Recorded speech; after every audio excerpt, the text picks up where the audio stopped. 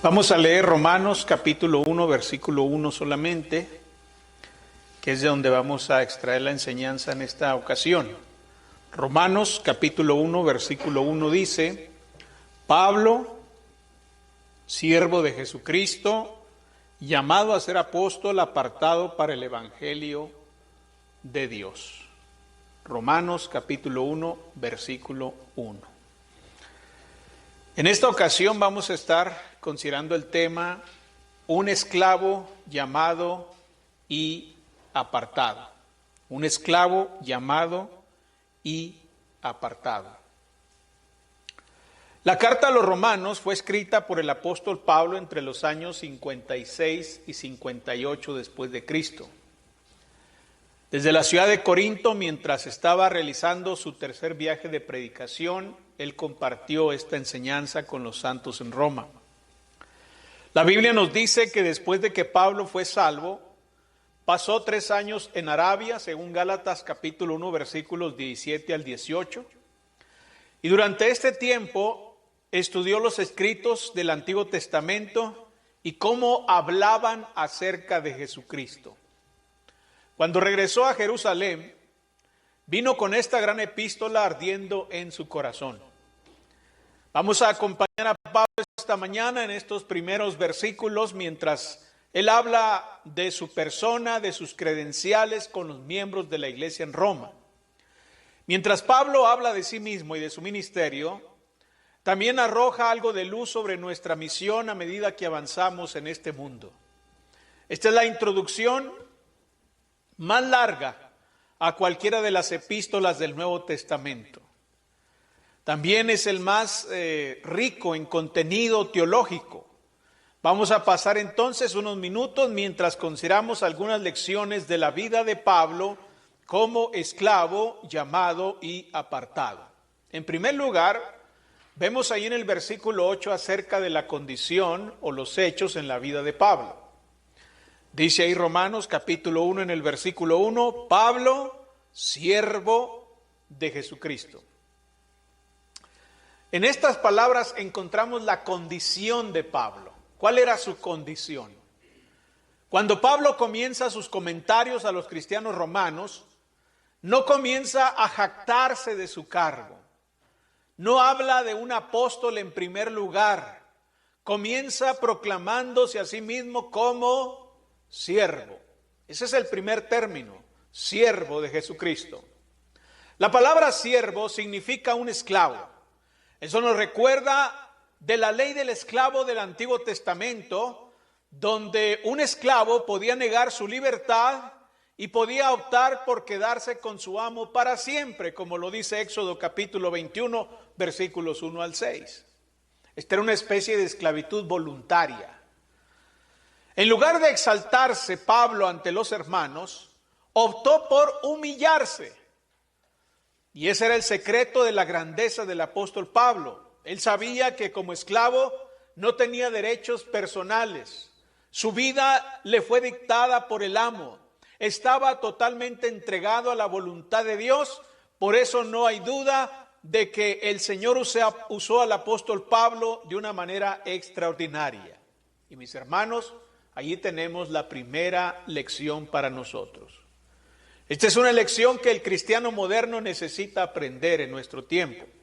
Tenemos tantos hombres que sienten que tienen el control de sus vidas y que tienen el derecho de hacer lo que les plazca y tomar sus propias decisiones.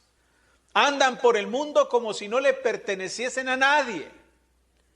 Bueno, necesitamos recordar que cuando fuimos salvos por Jesucristo, nos convertimos en sus siervos.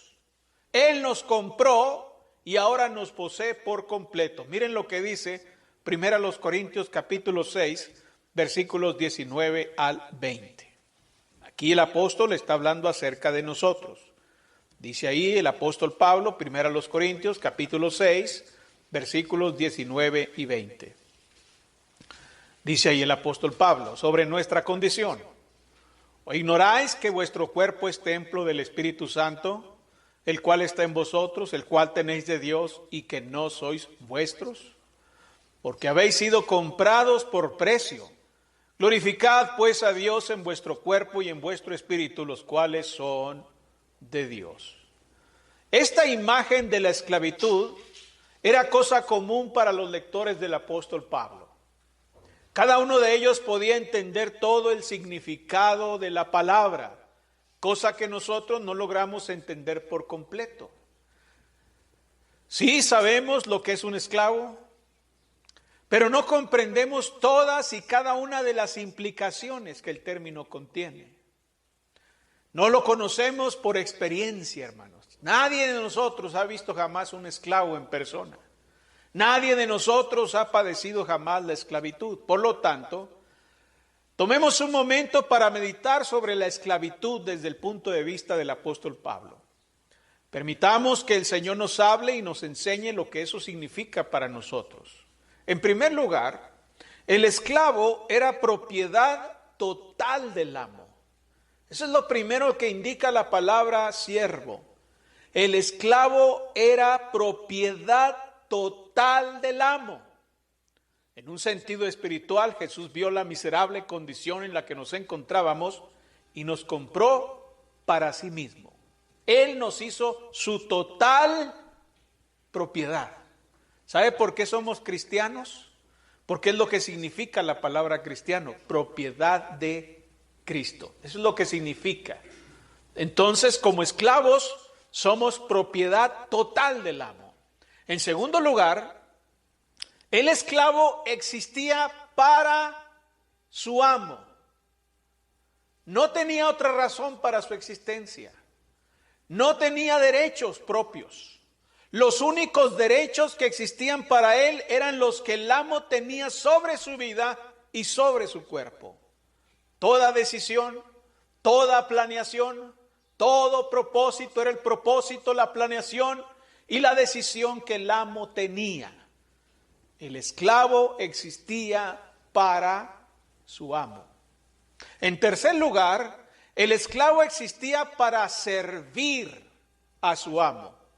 No tenía otro propósito en la vida que hacer, sino lo que el amo quería que hiciese. Imagínense, yo soy un esclavo y toda la existencia de mi vida, ¿para qué me levanto por las mañanas? ¿Para qué me alimento? ¿Para qué salgo a la calle? ¿Para qué?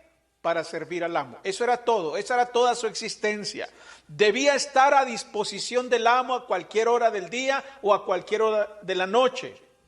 Así se sentía el apóstol Pablo con Cristo. Cuando él despertaba, despertaba para servir a Cristo. Cuando él tomaba una decisión, la tomaba para servir a Cristo. Todo giraba en torno al amo. Nosotros debemos hacernos la pregunta si eso describe nuestro corazón. Nuestras vidas deben ser vividas para la gloria del Señor. Debemos hacer su voluntad total y absolutamente sin cuestionar nada. Pablo dijo en Efesios capítulo 6, en el versículo 6, que somos siervos de Cristo, haciendo de corazón la voluntad de Dios. Somos siervos. Existimos para el amo, existimos para servir al amo.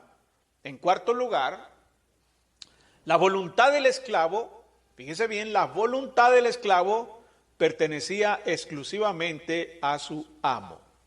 No se le permitía voluntad ni ambición fuera de lo que su amo le permitía tener. Es decir, que el esclavo no era dueño ni de su propia voluntad. En otras palabras, debía haber una entrega total de cada parte de los esclavos a la voluntad del amo. Todo le pertenecía al amo. Todo lo que tenían era del amo. Bueno, vean la soberanía de Dios sobre nosotros. Cuando por su palabra son derribados todos los argumentos y toda altivez que se levanta contra el conocimiento de Dios, lleva cautivo todo pensamiento a la obediencia a Cristo, dice 2 Corintios 10:5. Entonces la voluntad nuestra, hermanos, está sujeta o debe estar sujeta siempre a la voluntad de nuestro amo, que es Cristo. Mis hermanos, quiero que noten que cuando Pablo menciona al amo, este no es otro que el Señor Jesucristo. La vida de un esclavo, ya fuera buena o mala, dependía del carácter del amo. Si tenía un amo bueno, pues su vida era buena. Si tenía un amo malvado, su vida era un infierno. En el caso del cristiano, nuestro amo es Jesucristo. Por lo tanto, en lugar de encogernos de miedo ante aquel a quien llamamos Señor, somos siervos que han sido elevados al estado de sacerdotes y reyes. La nuestra es una posición de honor ante el Señor. Somos quizás los únicos esclavos en la historia a quienes se les permite sentarse en la mesa con su amo, como dice Efesios capítulo 2, versículo 6, que hemos sido sentados en lugares celestiales con Cristo. El apóstol tuvo un llamado. Pablo no solo era un esclavo de un nuevo amo, sino que también era un apóstol. ¿Verdad? Dice ahí el texto, Pablo, siervo de Jesucristo, llamado a ser apóstol. Él era un siervo, un esclavo, pero también fue llamado a ser un apóstol. Él recibió un llamado. Esta palabra, llamado apóstol, quiere decir que él fue llamado como embajador. Esa palabra significa un enviado, un embajador, un representante. Era una persona enviada a otro país como representante del cielo. Los embajadores solían llevar consigo toda la autoridad del país y del rey que los enviaba. Pablo no fue la excepción. Él era un representante del Rey Jesús en la tierra y operaba bajo su autoridad divina. Cuando Pablo habló, habló el Señor. Cuando actuó, actuó como representante de la autoridad celestial. Su autoridad era la misma autoridad de Cristo mismo. ¿Qué significa eso para nosotros? Si Pablo tiene esa representatividad de que cuando él habla, habla el Señor, de que cuando él actúa, actúa el Señor, ¿qué significa eso para mí, para nosotros? Bueno, en primer lugar, es digno de notar que Pablo era lo que era por la voluntad de Dios. Pablo era lo que era por la voluntad de Dios, porque él fue llamado para eso. Él había sido llamado. Pablo no solo decidió entrar en el ministerio, ni sus amigos y familiares lo persuadieron de que eso era lo que debía hacer, más bien fue puesto en el ministerio por la voluntad soberana del Dios Todopoderoso. Dice 1 Timoteo capítulo 1 versículos 12 al 14. Vean ustedes, él no está ahí porque se le ocurrió, él no está ahí porque lo animaron, sino que está ahí por la pura voluntad de Dios. 1 Timoteo capítulo 1 versículos 12 y 14. Vean, dice el texto, 1 Timoteo 1:12, primera epístola del apóstol Pablo a Timoteo, capítulo 1, versículos 12 al 14. Doy gracias al que me fortaleció, a Cristo Jesús nuestro Señor, porque me tuvo por fiel poniéndome en el ministerio. Habiendo yo sido antes blasfemo, perseguidor e injuriador, mas fui recibido a misericordia porque lo hice por ignorancia en incredulidad. Pero la gracia de nuestro Señor fue más abundante con la fe y el amor que es en Cristo Jesús. Vea, él fue puesto por Cristo en el ministerio. Pablo llegó a ser lo que fue por la gracia de Dios que estaba operando en su vida. Así como Dios escogió y colocó a Pablo, lo puso ahí en el ministerio, también el Señor hace eso por nosotros, por cada uno de nosotros. Él nos coloca en la obra de su reino cuando y donde Él le place. Esa es su prerrogativa, hermano, siempre. Siempre ha sido la voluntad del Señor colocar a los santos donde Él quiere, cuando Él quiere y para lo que Él quiere. Primera a los Corintios capítulo 12, versículos 11 al 18 nos habla acerca de esto.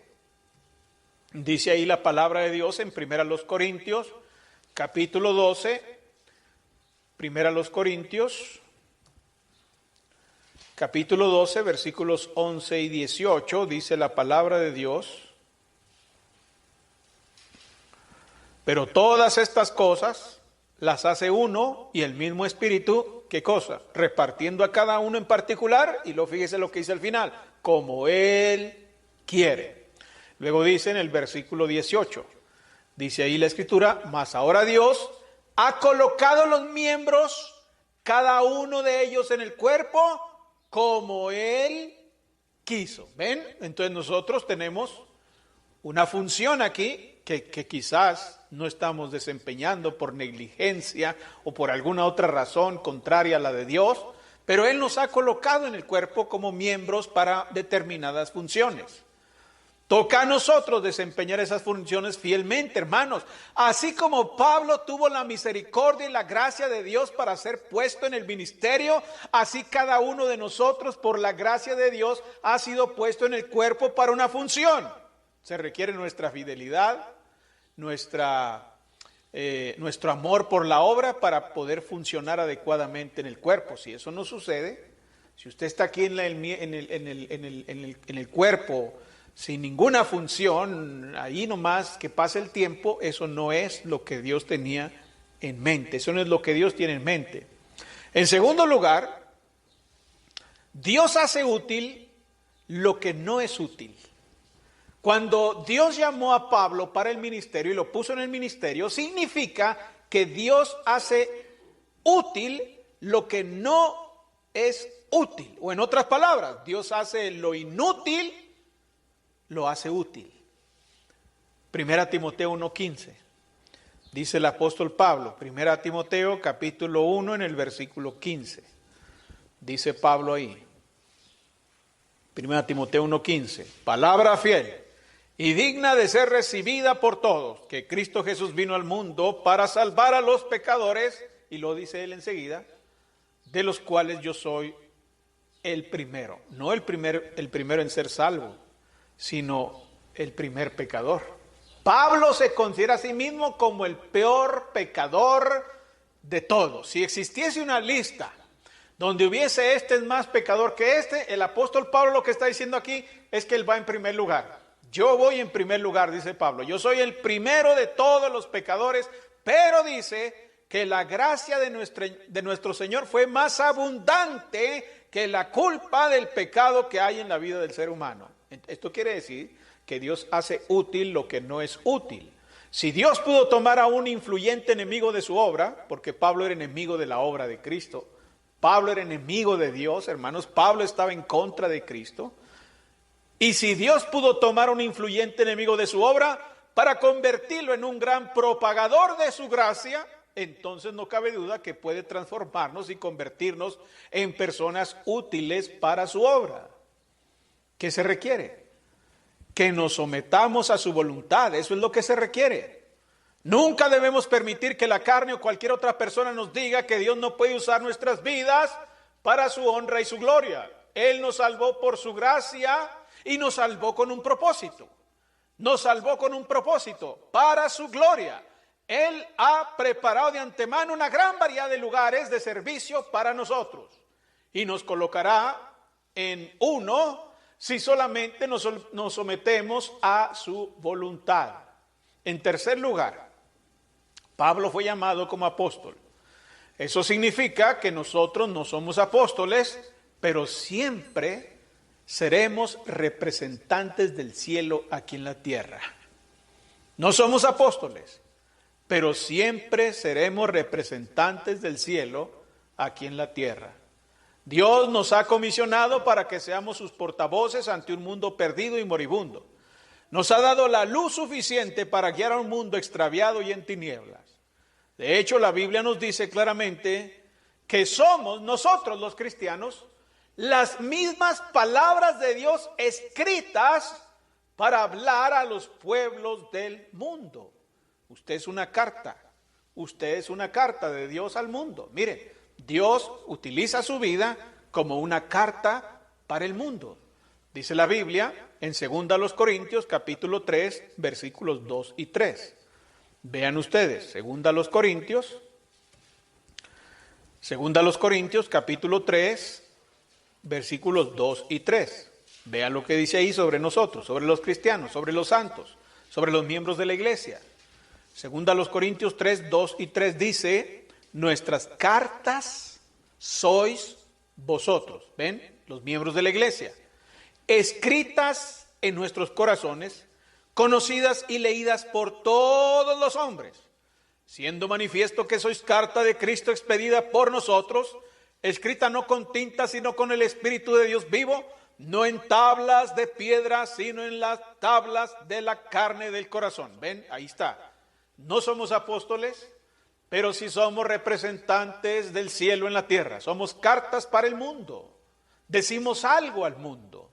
Cuando el mundo nos ve, debemos dejarles un mensaje de parte de la voluntad de Dios. Es decir, nosotros somos el conducto por medio del cual Dios hace llegar su palabra al mundo. Necesitan ver a personas que viven como representantes del cielo. Dice la Biblia en Filipenses capítulo 1, en el versículo 27, sobre esa responsabilidad al ser representantes del cielo aquí en la tierra. Filipenses capítulo 1 en el versículo 27 dice: solamente que os comportéis como es digno del evangelio de Cristo, para que, o sea que vaya a veros o que esté ausente, oiga de vosotros que estáis firmes en un mismo espíritu, combatiendo unánimes por la fe del evangelio. Somos la sal del mundo, dijo Cristo. Somos la sal en un mundo insípido. Debemos dar sabor a nuestra vida con la gloria de Dios y crear en otros una sed por las cosas de Dios. Si nada de esto es una realidad en nosotros, hermanos, si llevamos vidas insípidas en medio de un mundo insípido, es porque no estamos sometidos a la voluntad de Dios. No hay otra razón, no hay otra causa. ¿Por qué razón no soy sal al mundo? ¿Por qué razón no soy luz al mundo? ¿Por qué razón sigo la corriente de este mundo? Porque no me estoy sometiendo a la voluntad de Dios, viviendo en la corriente y en las filosofías de este mundo. Hemos sido llamados a ser representantes del cielo aquí en la tierra. Luego dice en Romanos capítulo 1 versículo 1 que el apóstol Pablo tiene una comisión. Dice: Pablo, siervo, esclavo de Jesucristo, llamado a ser apóstol, y luego dice: apartado para el evangelio de Dios. Fíjese en esa frase: apartado para el evangelio de Dios. Pablo nos dice que él tiene una comisión. Él fue apartado para el evangelio de Dios. Ahora, hay algunas grandes bendiciones contenidas en esa frase para nosotros. En primer lugar, piense usted en la palabra apartado. Apartado, piense en eso. Pablo nos está diciendo que su vida ha sido apartada para la gloria de Dios y para el Señor Jesucristo. Eso literalmente significa que nada más le importaba a Pablo, sino las cosas que le importaban a Dios. Esa es la idea de ser apartado. Mire, déjenme les digo esto. Estaba meditando en esta palabra, apartado para el evangelio de Dios. Estaba meditando en esto y pude entender que hay muchos cristianos que les preocupa estar separados del mundo, apartados del mundo, creyendo que tienen que dejar de hacer esto o aquello para estar perfectamente apartados. Todos los cristianos, yo conozco muchos cristianos, y yo mismo también, estamos preocupados por estar apartados del mundo, hermanos. Eso nos preocupa, tenemos que estar apartados. Toda su vida gira en torno a lo que pueden y no pueden hacer en este mundo. Yo tengo que estar apartado del mundo, por eso tengo que dejar de hacer esto o aquello. Bueno, después de meditar, creo que eso es un error. Creo que están equivocados en esa forma de pensar. Creo yo que la idea de apartados no tiene ese sentido, hermanos. No tiene ese sentido. La idea de apartados no es la de estar separados del mundo o apartados del mundo, sino ¿qué? Sino lo que dice ahí. No debemos estar apartados del mundo, sino estar apartados para Cristo. Esa es la idea de que dice ahí, apartado para el evangelio. ¿Ven? No es apartado de el mundo, sino apartado para el evangelio. Estar apartados para Cristo. Miren, ¿por qué es importante eso? Déjenme decirles por qué es importante. Yo no puedo estar en un área determinada si estoy viviendo en otra. ¿Ven? Yo no puedo estar en una área determinada si estoy viviendo en otra. ¿Me explico? No puedo estar fuera mientras estoy aquí adentro. ¿No es así? ¿Ven? No estoy afuera, ¿verdad? ¿Por qué? Porque estoy aquí adentro.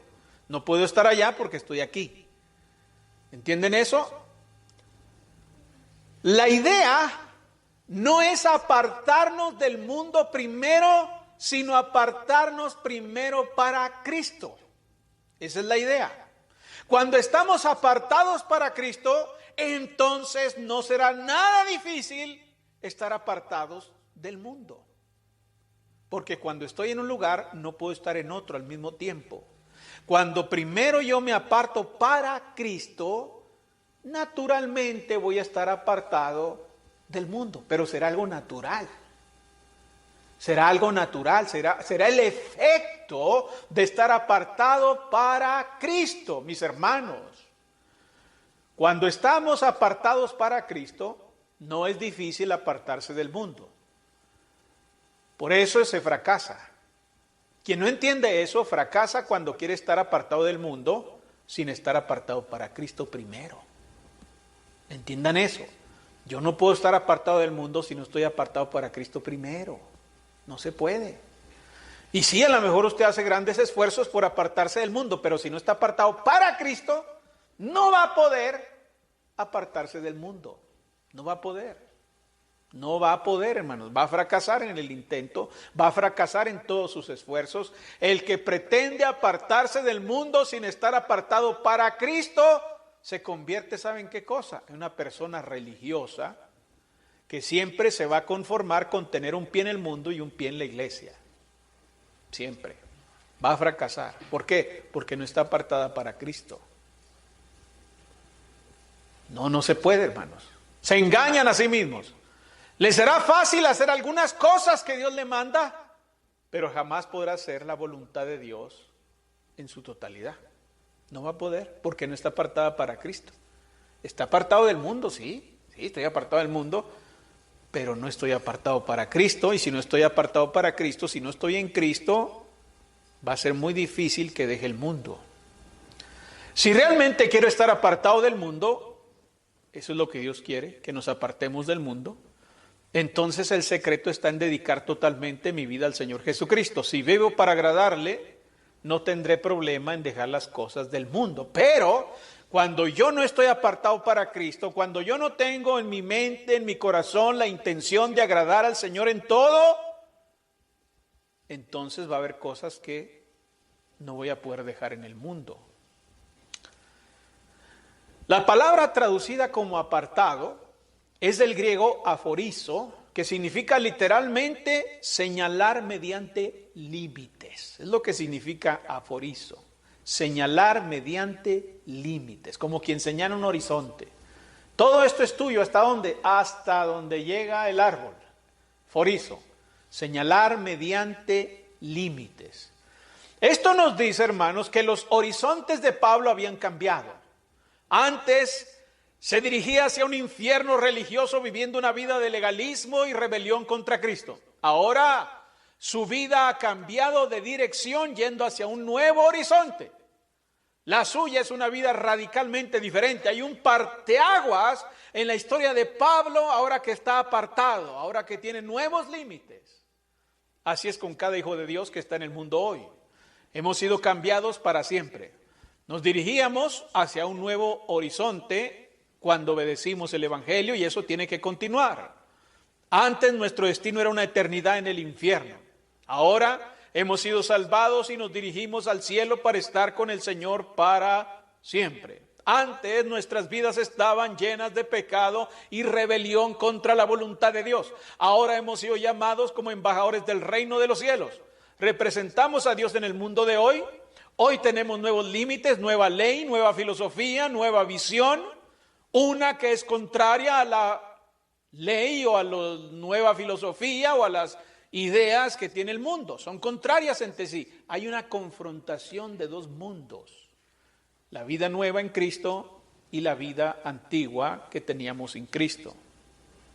Ahora Pablo dice que ha sido apartado para el Evangelio de Dios.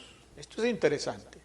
El Evangelio de Dios. Su comisión es la de llevar las buenas nuevas de Jesús a un mundo apartado en el pecado, cautivo ahí en la perdición, y ese Evangelio es un mensaje especial. Es el Evangelio de Dios. ¿Qué significa eso? Bueno, ese mensaje no se originó en la mente del hombre. El Evangelio, hermanos, no es producto de la inteligencia o la sabiduría humana. Vino del corazón de Dios. El plan que culminaría con Jesús muriendo en la cruz y luego resucitando entre los muertos es un plan divino. Es algo que Dios concibió, fue ideado mucho antes de que el hombre pisara la tierra. Si el hombre hubiera desarrollado el plan de salvación, seguramente habría incluido obras y rituales religiosos. ¿Por qué? Porque a la gente le encantan los rituales religiosos. Mientras más rituales religiosos haya, mientras más símbolos haya que aprender, mientras más cosas misteriosas y extrañas haya en una religión, es mejor, es más popular. Y el hombre hubiera metido esas cosas porque al hombre le encanta eso. El hombre hubiera pretendido arreglarlo para obtener un poco de crédito. Sin embargo, Dios lo dispuso, lo diseñó como lo diseñó, precisamente para que los pecadores perdidos pudieran venir a la salvación. Vean esto, si el hombre hubiera ideado el Evangelio, difícilmente muchos pecadores podrían salvarse, difícilmente, porque tenemos criterios bastante legalistas, bastante injustos y decimos, no, este no merece salvarse, este sí, este no, este sí, este no. Pero Dios diseñó su Evangelio precisamente para que cualquier pecador pudiera libremente tener fe y recibir la salvación eterna por su gracia. Es el Evangelio de Dios. ¿Qué quiere decir esto? Que es un Evangelio nacido en el corazón de Dios. ¿Por qué Dios querría ir tan lejos para salvar al mundo y llevar su mensaje al mundo? La respuesta es que Dios es amor. 1 Juan 4:8. Y Él no quiere ver morir a ningún pecador sin Él. 2 Pedro 3:9. Su amor es tan grande que no se detendrá ante nada para transmitir el mensaje. Incluso va a usar a personas como usted y como yo para hacerlo. Solo considere por un momento a esas personas que Dios llama a la predicación. Los llama personas muy imperfectas, personas muy incompletas, personas con muchas cosas que tienen que arreglar, pero Dios ama tanto al mundo que incluso ha escogido ese tipo de personas para llevar su mensaje. Él nos creó, nos ama y sin embargo el hombre se rebela contra Dios. Y finalmente participa en la muerte del Señor en el Calvario. Pero incluso con todo eso en nuestra contra, aun siendo pecadores, Dios todavía ve nuestro dolor, nuestra condición y se extiende para arreglar las cosas entre nosotros y Él, a pesar de que nosotros no queríamos. Nosotros no queríamos arreglar las cosas con Dios. Cuando hemos hecho todo lo posible por mantener a Dios fuera de nuestras vidas, Él todavía nos recuerda su amor y nos llama a venir a Él. Su Evangelio ciertamente es un mensaje de gracia. Es el Evangelio de Dios, dice Pablo, apartado para el Evangelio de Dios. ¿Qué significa eso? Que no hay otro, que es el único Evangelio que salvará a los perdidos. Dios conoce solamente un plan para salvar. Dios diseñó solamente un plan para salvar el alma perdida. Cualquier otro mensaje, cualquier otra filosofía, cualquier otra ideología que pretenda restaurar el corazón de los hombres, siempre va a fracasar. Siempre, hermanos. Esto es lo que el alma necesita, esto es lo que el corazón necesita. Sí, ciertamente que en nuestro mundo hay médicos que se encargan de lo físico, de nuestros riñones, de nuestro corazón, de nuestro cuerpo. También hay mecánicos que se encargan de reparar nuestros automóviles, hay albañiles que se encargan de reparar nuestras casas, hay obreros para diferentes necesidades que tenemos, pero solamente Dios y su Evangelio pueden encargarse del corazón, del alma, de la mente del ser humano. Solamente, no hay otro, no existe otro. No es lo mismo, hermanos, que mensajes o ideas pretendan restaurar el corazón humano porque solamente hay un solo mensaje que puede hacer eso. ¿Qué es lo que hacen entonces algunos que pretenden sanar o restaurar o arreglar el corazón humano? Solamente están podando el árbol sin arrancar las raíces. Cualquier otro mensaje o filosofía que no sea el Evangelio solamente representa un paliativo, pero jamás va a poder sanar el corazón de una persona perdida por el pecado. Es el Evangelio de Dios. Significa que somos los mensajeros de este Evangelio en este día presente. Así como Pablo fue separado en el siglo I para llevar el Evangelio a los perdidos, nosotros estamos llamados a hacer lo mismo en este día. El mensaje es igual de preciso, de eficaz para cubrir la necesidad más grande que los hombres tienen. Nuestro deber es que estamos llamados, apartados para difundir ese evangelio. ¿Estamos dejando que el mundo nos guíe? ¿Estamos dejando que el mundo nos distraiga? ¿Estamos dejando que el mundo nos lleve arrastrando hacia otra parte? ¿O estamos permitiendo que Dios nos guíe para cumplir con la obra que nos ha encomendado? Al cerrar este mensaje de Romanos, obviamente no hemos cubierto todo el territorio, ¿verdad?, de lo que habla el apóstol Pablo aquí. Sin embargo, creo que estarán de acuerdo conmigo en que las cosas que se han dicho tienen un inmenso valor eterno y práctico para nosotros. Pablo se consideraba a sí mismo esclavo de Jesús, embajador, pregonero de la buena noticia de salvación por medio del Señor Jesucristo. Ahora la pregunta es esta: ¿sabe usted que Dios tiene la misma expectativa para usted y para mí? ¿Sabe usted que cuando usted lee Romanos capítulo 1, versículo 1, hay una expectativa divina sobre nosotros? Su voluntad es que vayamos a este mundo con su mensaje, como sus representantes en nombre y poder, y que comuniquemos su buena noticia a los que están perdidos, cautivos del pecado. Cuando nos ponemos al lado del gran apóstol, sin duda alguna que vamos a medir muy poco. No estamos a su estatura, no estamos a su altura, medimos poco. Pero eso no significa que no tengamos que hacer. Aunque midamos poco, no es poco lo que tenemos que hacer, ni de menos valor. ¿Estamos rendidos al nivel que deberíamos estar? ¿Estamos consumidos con una gran carga por los perdidos y por la necesidad de llevar el evangelio?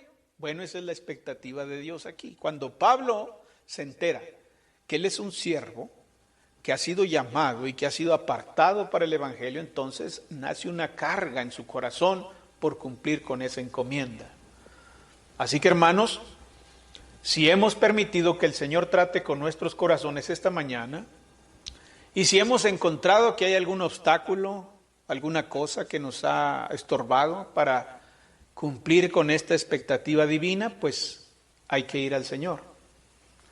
Si nuestros vasos están rotos, hay que ir con Él para que nos restaure. Si hay alguna imperfección, hay que ir con el jornalero, con el que trabaja, con aquel que sabe cómo libertarnos, cómo sanarnos, y entonces Él repare cualquier cosa que tenga que reparar para que cumplamos con esta misión que tenemos en Cristo.